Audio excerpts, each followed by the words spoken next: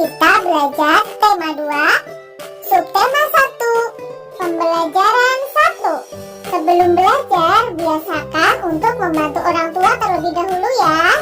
Kemudian jangan lupa juga membaca doa. Kegiatan pembelajaran kita hari ini adalah sebagai berikut. Setiap tanggal 17 Agustus, kita memperingati Hari Kemerdekaan Republik Indonesia. Pada tanggal 17 Agustus 1945, Insinyur Soekarno didampingi oleh Muhammad Hatta membacakan teks proklamasi kemerdekaan negara Indonesia. Proklamasi. Kami, bangsa Indonesia, dengan ini menyatakan kemerdekaan Indonesia. Hal-hal yang mengenai pemindahan kekuasaan dan lain-lain diselenggarakan dengan cara saksama dan dalam tempo yang sesingkat-singkatnya. Jakarta, 17 Agustus 1945, atas nama bangsa Indonesia, Soekarno Hatta. Agar lebih memahami tentang proklamasi, mari kita baca teks berikut ini yang berjudul Proklamasi Kemerdekaan Indonesia. Proklamasi kemerdekaan yang dilakukan pada tanggal 17 Agustus 1945 menjadi peristiwa penting bagi bangsa Indonesia. Peristiwa tersebut menjadi tonggak sejarah di mana bangsa Indonesia berhak atas kemerdekaan dan wajib mempertahankannya.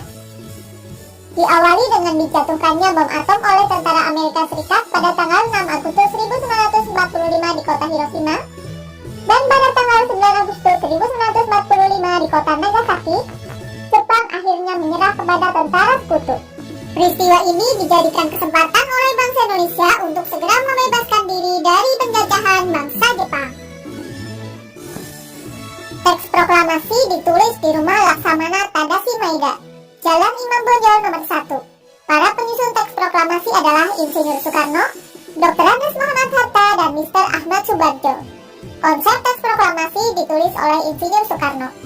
Saat itu hadir pula BM Diah, Sayuti Melik, Soekarni, dan Sudiro. Soekarni mengusulkan agar yang menandatangani teks proklamasi itu adalah Insinyur Soekarno dan Dr. Andes Muhammad Hatta atas nama bangsa Indonesia. Teks proklamasi diketik oleh Sayuti Melik.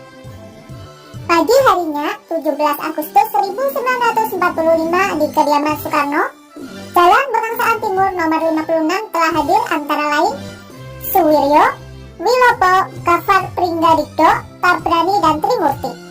Acara dimulai pada pukul 10 dengan pembacaan proklamasi oleh Soekarno dan disambung pidato singkat tanpa teks. Kemudian, bendera merah putih yang telah dijahit oleh Ibu Fatmawati dikibarkan. Anak-anak, setelah ini kita akan membuat peta pikiran tentang proklamasi kemerdekaan Indonesia.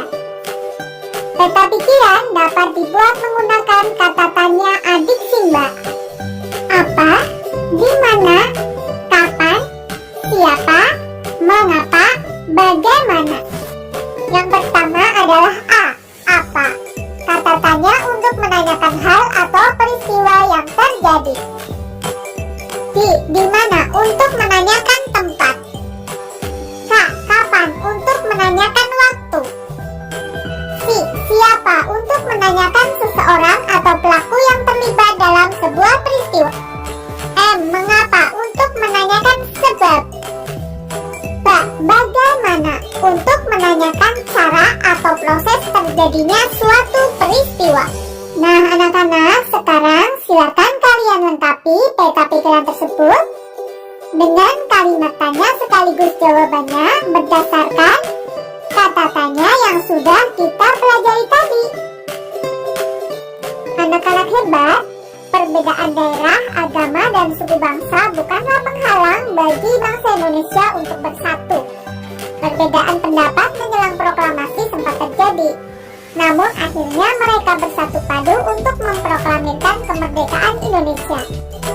Proklamasi kemerdekaan memiliki makna yang sangat penting bagi bangsa Indonesia, yaitu sebagai berikut.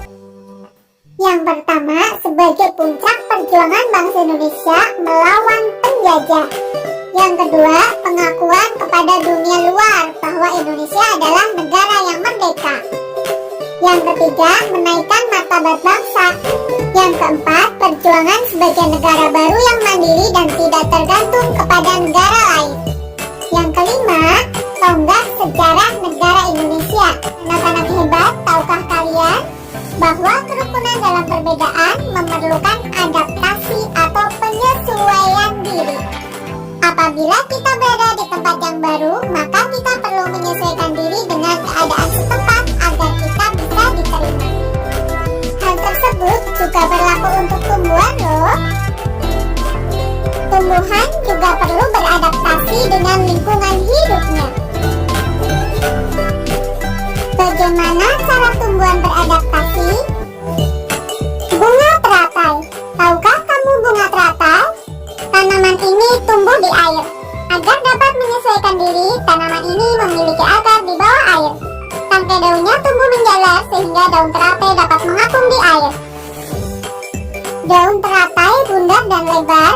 Fungsinya adalah agar daun dapat menyerap cahaya matahari sebanyak-banyaknya. Hal ini akan berdampak saat penguapan air dan berfotosintesis. Daun teratai memiliki larutan yang bermanfaat sebagai pembersih daun. Teratai memiliki batang dengan rongga di dalamnya. Rongga ini berfungsi untuk membawa oksigen ke batang dan akar. Meskipun akar berada di dalam air, akar masih tetap dapat bernapas. Anak-anak ya, pembelajaran hari ini sudah selesai. Hari ini kita belajar tentang proklamasi. Makna proklamasi